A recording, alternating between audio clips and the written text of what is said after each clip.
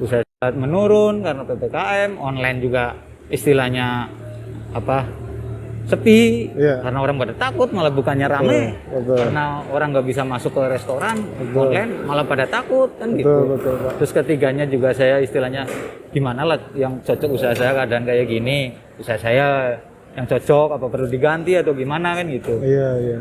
Gitu. Yang keempatnya ya, yang keempatnya biar usaha saya maju. Iya. Gimana biar berkembang kan gitu. Iya. Sip. Gitu. Saya tahu kondisi pandemi nggak enak banget. Teman-teman pelaku UMKM jangan menyerah, jangan putus asa. Kita cari cara, kita cari jalan lain supaya kita justru dalam kondisi seperti ini bisa lebih maju. Insya Allah saya akan ada dan saya akan jadi tempat Anda untuk bertanya. Tanya Pak Budi, saya akan bantu. Terima kasih.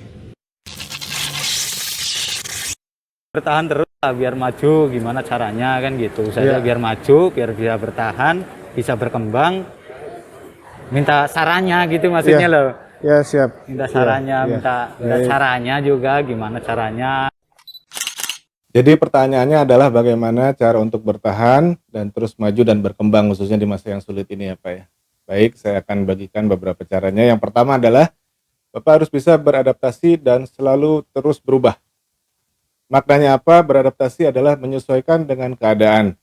Artinya Bapak sadar krisis, saat ini sedang terjadi sesuatu yang sulit di negara kita, dan tentunya Bapak harus menyesuaikan antara ekspektasi atau harapan-harapan Bapak dan target-target dari pencapaian terhadap usaha Bapak yang Bapak lakukan. Nah, seperti itu. Kalau dulu keuntungan dari penjualan Bapak itu rata-rata sebagai contoh ini di atas 50% gitu ya. Saat ini tentu harus menyesuaikan Pak. Jadi Bapak harus membuat target yang lebih realistis gitu ya. Yang penting modal itu selalu berputar dan kemudian ada sebagian dari keuntungan yang bisa digunakan untuk mengembangkan usaha atau digunakan untuk menjadi modal di hari berikutnya. Jadi seperti itu. Karena apa ini penting? Karena kalau misalkan Bapak masih menggunakan standar yang sama seperti yang lalu dan kemudian cara-caranya juga masih cara-cara yang tidak berbeda jauh gitu ya, dan berharap bahwa keuntungan Bapak harus sama atau bahkan lebih. Nah, kecenderungannya adalah nanti dilakukan hal-hal yang kurang positif seperti mengurangi kualitas atau mengurangi jumlah porsi dari makanan yang disajikan.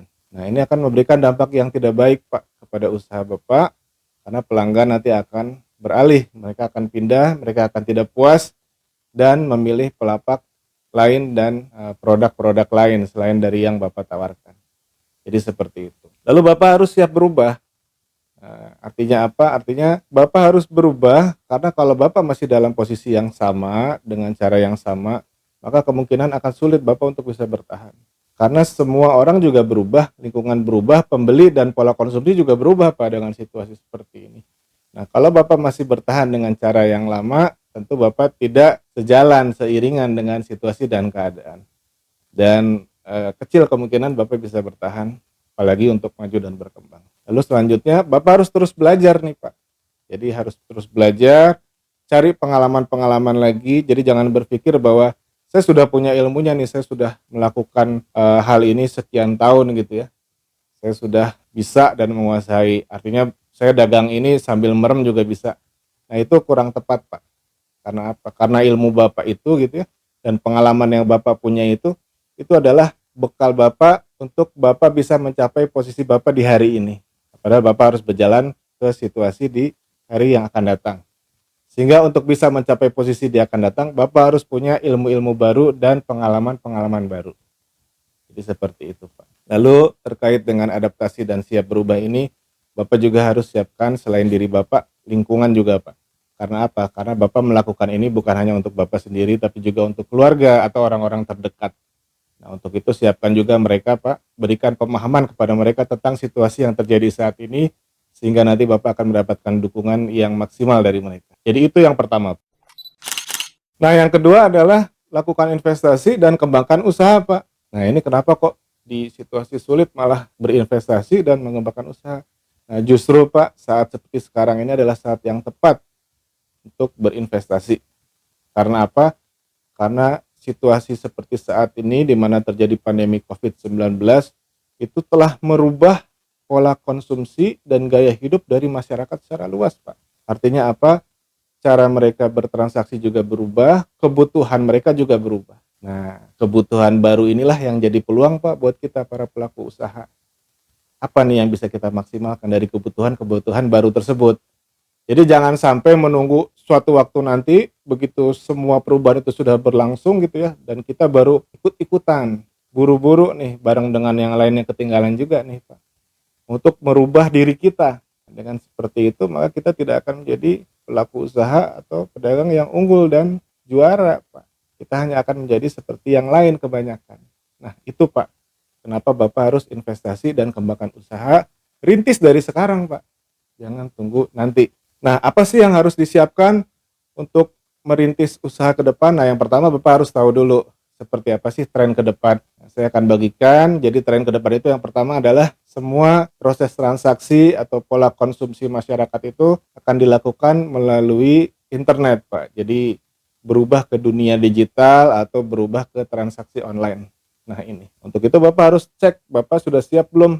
Nah, kalau misalkan Bapak sudah coba jualan online, apakah ini sudah maksimal, cara-cara sudah betul? Nah, kalau belum, perbaiki. Lalu kemudian apa yang terkait dengan hal ini juga adalah masyarakat akan melakukan pembayaran menggunakan uang elektronik, Pak. Nah, jadi sekarang saat ini sendiri sudah terjadi pergeseran yang luar biasa. Penggunaan uang cash itu sudah banyak sekali berkurang. Dan sekarang orang memilih menggunakan uang elektronik. Bahkan informasi dan data yang kami peroleh itu nasabah dari bank konvensional gitu ya Pak ya. Bank yang menggunakan uang cash gitu. Nah itu sudah jauh lebih sedikit dari jumlah nasabah dari provider uang elektronik Pak, atau penyedia jasa uang elektronik. Jadi seperti itu dahsyatnya dan cepatnya perubahan. Nah untuk itu Bapak harus juga siapkan. Nanti kalau misalkan Bapak tidak punya platform atau layanan uang elektronik gitu, bagaimana nanti pelanggan yang ingin membayar dengan cara ini gitu ya, karena tidak semua pelanggan bisa dan ingin melakukan pembayaran dengan uang tunai nantinya gitu. Seperti hal ini harus disiapkan dari sekarang Pak. Lalu apalagi yang akan menjadi tren di masa depan gitu ya. Nah antara lain adalah orang akan makin peduli kepada kesehatan Pak, kesehatan dan usia yang panjang. Jadi nanti orang akan berpikir mereka ingin panjang umur. Nah, apa nih kaitannya dengan dagangan Bapak nih, dengan tahu gejrot dan dawet ayu. Artinya Bapak harus coba desain dari saat ini, pikirkan dari saat ini produk Bapak ini memberikan manfaat dan dampak kesehatan apa nih kepada orang-orang yang mengkonsumsi. Artinya Bapak harus coba cari tahu gitu ya, dan komunikasikan Pak bahwa produk tahu gejrot Bapak dawet ayu ini akan memberikan manfaat dan kebaikan, antara lain sebagai contoh ini membuat perut menjadi lebih nyaman gitu ya, terus kemudian badan lebih segar misalkan, atau mungkin ini menghilangkan kembung dan seterusnya. Nah ini harus dicari tahu Pak. Jadi dilihat dari bahan-bahan yang Bapak gunakan untuk membuat makanan ini, membuat menu ini gitu ya. Nah dilihat apa manfaat dari bahan-bahan tersebut. Misalkan bumbu tahu gejrot menggunakan bawang putih ditambahkan dengan serai dan seterusnya. Nah ini Bapak cari tahu ini manfaatnya apa dan ini dikomunikasikan. Dan juga bisa dengan cara lain Bapak buat produk yang kelas atas lah istilahnya, atau disebut dengan produk premium. Jadi produk yang dibuat ini khusus menggunakan bahan-bahan organik Pak sebagai contoh. Jadi tahu gejrot khususnya bumbu tahu gejrot itu dibuat dari bahan-bahan organik. Tahunya itu sendiri juga dari kedelai organik sebagai contoh ya, dan seterusnya. Nah ini nanti ke depan akan dicari nih Pak oleh banyak orang. Yang seperti ini yang akan jadi pilihan dibandingkan tahu gejrot atau dawet ayu yang biasa-biasa saja. Nah itu Pak, terkait dengan investasi dan kembangkan usaha, lakukan dari saat ini, jangan menunggu nanti. Lalu apa cara selanjutnya? Nah yang ketiga adalah Bapak harus siap punya perpanjangan nafas. Wah apa nih artinya perpanjangan nafas? Nah ini maksudnya adalah Bapak harus punya cadangan dana Pak yang cukup. Jadi dari data dan penelitian yang dilakukan itu ternyata pelaku usaha UMKM itu punya ketahanan dana untuk masa waktu 27 hari Pak rata-rata. Ini artinya apa? Artinya bahwa kalau misalkan selama 27 hari itu para pelaku usaha UMKM mengalami kesulitan untuk menjalankan kegiatan usahanya atau bisa melakukan kegiatan usaha tapi hasil yang diberikan itu tidak sesuai, maka dia masih akan bisa bertahan selama 27 hari itu. Namun kalau misalkan dia hanya siap hanya untuk 10 hari misalkan, dan kemudian terjadi situasi di mana dia tidak bisa berdagang selama lebih dari 10 hari, maka hari berikutnya dia akan gulung tikar, Pak. Dan 27 hari ini adalah waktu yang dianggap cukup memadai, Pak. Karena situasi dan kondisi kita saat ini kan penuh dengan ketidakpastian gitu ya. Nah, kita harus siap bahkan lebih dari itu. Jadi seperti itu, Pak. Nah, usaha-usaha yang lebih besar itu mereka punya ketahanan dana itu lebih lama lagi, Pak. Jadi ada yang sampai 2 bulan gitu ya untuk usaha menengah. Bahkan usaha-usaha besar itu bisa lebih dari 3 bulan atau lebih dari 90 hari. Artinya apa? Seandainya selama 3 bulan berturut-turut mereka tidak bisa beroperasi, mereka tidak harus gulung tikar, tidak harus tutup, Pak. Tapi bisa mereka menyesuaikan situasi operasionalnya menjadi standar yang lebih minimal sebagai contoh. Nah, seperti itu maksudnya. Nah, ini harus disiapkan, Pak. Dan Bapak harus cari sumber pendanaan yang terbaik sesuai dengan pilihan Bapak. Dan bila nanti didapatkan, dana ini sudah ada, jadikan ini cadangan, Pak. Jadi jangan sampai kita tergiur untuk mengkonsumsi atau memanfaatkan cadangan dana ini. Ini harus ada, Pak. Apalagi situasi seperti sekarang. Jadi jangan sampai Bapak punya ketahanan dana di bawah 27 hari. Karena apa? Kalau misalkan saat ini Bapak sudah lebih bagus, tapi kalau belum, nah ini bahaya. Tadi, Pak, kalau misalkan terjadi sesuatu di mana Bapak tidak bisa berdagang selama lebih dari 27 hari atau selama 27 hari, maka kemungkinan kita untuk bertahan apalagi maju dan berkembang itu menjadi kecil. Lalu cara lainnya yang harus dilakukan agar tetap bertahan dan bisa maju dan berkembang itu apa? Nah, ini Bapak harus bergabung, bersinergi, berkelompok dengan yang lain. Atau dalam bahasa lain Bapak harus berjamaah, Pak. Yang pertama, Bapak coba cari mentor atau pembimbing atau yang bisa membantu Bapak baik dari sisi pengetahuan atau bimbingan usaha maupun dari sisi menjaga semangat dan spiritualitas Bapak. Nah, ini perlu, Pak. Jangan sendirian, Pak, di situasi sulit seperti ini. Lalu apa? Bapak coba cari komunitas-komunitas. Bapak bergabung, Pak, dengan komunitas. Misalkan Bapak sampaikan ke saya bahwa Bapak berasal dari Banyumas Purwokerto ya, Pak ya. Coba Bapak ikut komunitas perantauan Banyumas Purwokerto di Jawa Barat, di Jakarta dan seterusnya. Atau yang lebih spesifik lagi, para paguyuban, para pedagang asli Banyumas Purwokerto. Nah, seperti ini bagus. Nah, ini Bapak cari, Bapak ikuti sebanyak mungkin. Kenapa?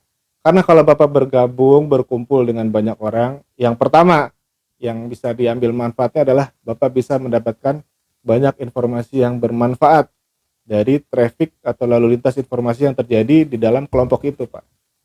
Nah, yang kedua adalah dengan teman-teman atau dengan anggota komunitas lainnya ini, Bapak bisa saling bekerja sama, Pak. Saling bahu-membahu, saling mendukung, dan saling mensupport satu sama lain. Kira-kira seperti itu. Lalu selanjutnya apa? Bapak perluas nih pergaulan. Jadi tidak hanya di pergaulan usaha saja dengan sesama pengusaha atau dengan supplier dan seterusnya gitu ya, tapi juga dengan pelanggan dan pembeli. Dari sini Bapak akan mendapatkan keragaman dari karakteristik dan latar belakang dari orang-orang, Pak. Jadi mungkin ada yang dari akademisi, ada yang dari pemerintahan dan seterusnya gitu ya. Nah, ini nanti Bapak bangun hubungan, Pak, interaksi dan kedekatan dengan mereka, dan nanti mungkin mereka akan punya perhatian lebih kepada Bapak. Mereka akan memberikan informasi sebagai contoh, Pak, ini ada informasi kebijakan pemerintah saat ini seperti ini, sehingga ada fasilitas yang bisa dimanfaatkan oleh Bapak dan teman-teman Bapak para pelaku UMKM. Nah, itu, Pak, sebagai contoh. Dan kemudian sesudah Bapak perluas pergaulan, Bapak lakukan nih dengan teman-teman tadi. Jadi bukan hanya kongkol-kongkol saja, Pak, tapi buat program dan lakukan perburuan kolektif. Apa nih maksudnya perburuan kolektif? Jadi Bapak coba sama-sama melakukan penelitian atau istilahnya Bapak mencari informasi lah. Kira-kira hal-hal apa nih yang tersedia di lapangan, kira-kira kebijakan-kebijakan pemerintah apa yang sedang digulirkan gitu ya, atau dukungan dari pihak-pihak swasta yang memberikan kemudahan dan fasilitas bagi pelaku usaha UMKM seperti Bapak dan teman-teman Bapak gitu ya, untuk terus maju dan berkembang di situasi yang sulit. Karena sekarang banyak sekali, Pak. Nah, itu dicari, Pak, bareng-bareng, Pak, dengan kelompoknya. Lalu kalau misalkan sudah ada, sudah ditemukan, itu secara kolektif rame-rame Bapak coba mendaftar. Coba saling share dan saling cerita bagaimana pengalamannya setelah mendaftar, apakah mendapat manfaat dan seterusnya. Jadi seperti itu. Nah, sama halnya seperti kalau misalkan nih Bapak kumpul bersama pedagang tahu gejrot dan dawet ayu lainnya gitu ya, yang jumlahnya malah mencapai puluhan bahkan lebih gitu ya. Nah, ini bisa Bapak berkumpul sama-sama kemudian belanja bahan pokok bareng-bareng, Pak. Ini pasti volume belanjanya lebih besar sehingga harganya bisa lebih murah. sebagai contoh itu. Sama juga dengan yang tadi, kalau Bapak kumpul dengan banyak orang, itu akan banyak saja Pak manfaatnya. Nah, jadi 4 cara ini Pak yang bisa Bapak gunakan untuk bertahan dan bahkan maju dan berkembang di situasi yang sulit ini. Selamat mencoba ya Pak. Jadi sebenarnya nggak sesulit yang saya kira. Mudah-mudahan bisa Pak, nanti saya coba. Alhamdulillah saya ikut senang Pak lihat optimisme Bapak, dan optimisme ini adalah modal yang berharga Pak untuk Bapak melangkah ke tahapan-tahapan selanjutnya. Dan di masa yang sulit seperti sekarang ini, di masa pandemi dan seterusnya, ada beberapa orang yang mengatakan bahwa ini adalah resesi yang terburuk dalam sejarah peradaban manusia. Tapi sebenarnya situasi yang sulit seperti ini adalah sebuah seleksi alam Pak. Jadi perusahaan-perusahaan, para pengusaha, dan jenis-jenis usaha yang tidak begitu bagus, maka menghadapi kesulitan seperti ini mereka akan tenggelam Pak. Dan bagi perusahaan, pengusaha, dan usaha-usaha yang cukup bagus, mereka akan bisa bertahan. Namun, bagi perusahaan, pengusaha, dan usaha-usaha yang hebat, maka kesulitan seperti ini justru akan membuat mereka makin maju, tumbuh, dan berkembang. Nah, jadilah pengusaha yang hebat Pak, dan bangun sebuah usaha yang hebat. Insya Allah saya akan dukung, saya ikut mendoakan Bapak. Dan jangan lupa Pak, kita sambung silaturahmi terus, dan sekiranya masih ada cara-cara yang tadi kita diskusikan, kemudian Bapak masih ada hal-hal lain yang ingin dipertanyakan, silahkan Pak hubungi saya. Insya Allah saya akan ikut serta membimbing Bapak dalam perjalanan Bapak ke depan. Baik, saya rasa itu kita sampai ke penghujung diskusi kita dan obrolan kita Pak. Mudah-mudahan cara-cara tadi bisa menjawab pertanyaan Bapak. Sukses selalu untuk Bapak dan terima kasih. Ya, terima kasih Pak untuk saran-sarannya. Ya. Mudah-mudahan bisa lah. Ya, nanti jalani, saya cobalah. Ya. Bismillah. Siap. Ya. Makasih. Makasih banyak.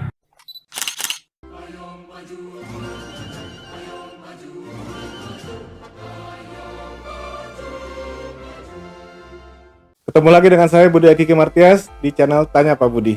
Alhamdulillah kita sudah sampai kepada penghujung dari video ini, di mana tadi kita sama-sama sudah menyaksikan diskusi dan obrolan saya dengan salah satu pelaku usaha mikro, yaitu pedagang tahu gejrot dan dawet ayu di pasar tradisional, di mana pedagang tersebut menanyakan tentang bagaimana caranya bisa bertahan di masa sulit dan bahkan bisa maju dan berkembang ke depannya. Jadi ada 4 cara, kita akan simpulkan secara cepat. Yang pertama adalah lakukan adaptasi dan selalu berubah. Yang kedua adalah investasi dan kembangkan usaha Anda, justru lakukan di saat yang sulit seperti sekarang ini. Yang ketiga adalah siapkan ketahanan dana. Dan yang keempat adalah lakukan segala sesuatunya secara bersama-sama atau secara kolektif dan berjamaah. Jadi jangan sendirian Pak, Ibu, di masa yang sulit seperti sekarang. Nah, ini mudah-mudahan dengan 4 cara ini, Bapak, Ibu, dan teman-teman sekalian pelaku usaha UMKM, apapun jenis usahanya, apapun bentuk usahanya, itu mudah-mudahan bisa untuk bertahan melewati masa sulit, atau bahkan justru bisa berkembang dan maju lebih baik di masa sulit seperti sekarang ini maupun setelah pandemi nanti. Jadi saya akan ikut mendoakan, saya akan ikut mendukung. Mudah-mudahan apa yang tadi kita diskusikan bersama, apa yang tadi kita saksikan itu bisa memberikan manfaat kepada Bapak, Ibu, dan teman-teman sekalian para pelaku usaha UMKM. Dan tidak lupa, saya ingin menyampaikan agar Bapak dan Ibu melakukan subscribe, like, dan share untuk mendukung agar video-video seperti ini bisa terus dibuat dan terus dikreasikan untuk memberikan manfaat tentunya pada kita semua para pelaku usaha UMKM. Dan juga terakhir, menutup pertemuan kita kali ini, izinkan saya untuk berbagi sebuah kata bijak atau kalimat bijak yang bunyinya kurang lebih seperti ini. Jangan kehilangan siang hari karena menunggu datangnya malam hari, dan jangan kehilangan malam hari karena takut akan datangnya pagi. Nah, apa artinya ini? Artinya adalah kita jangan menunggu untuk bisa maju dan berkembang, menunggu sampai segala sesuatunya siap, sampai nanti ada teman yang cocok, sampai waktunya pas dan seterusnya gitu ya. Sampai kita akhirnya kehilangan kesempatan yang ada saat ini yang kita temui di hadapan kita gitu. Jadi hari ini atau siang ini nggak dapat, malam juga nggak dapat gitu kan.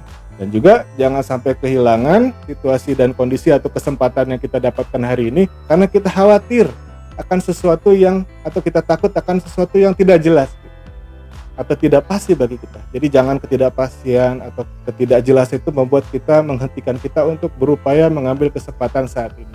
Jadi jangan sampai kehilangan malam karena takut menunggu datangnya fajar. Jadi kurang lebih seperti itu. Mudah-mudahan bermanfaat, kurang lebihnya mohon dimaafkan dan dimaklumi. Billahi taufik wal hidayah. Wassalamualaikum warahmatullahi wabarakatuh. Selamat Hari Raya Kemerdekaan yang ke-76. Indonesia tangguh, Indonesia tumbuh. Matur nuwun. Nggih, sami-sami. Assalamualaikum warahmatullahi. Masih.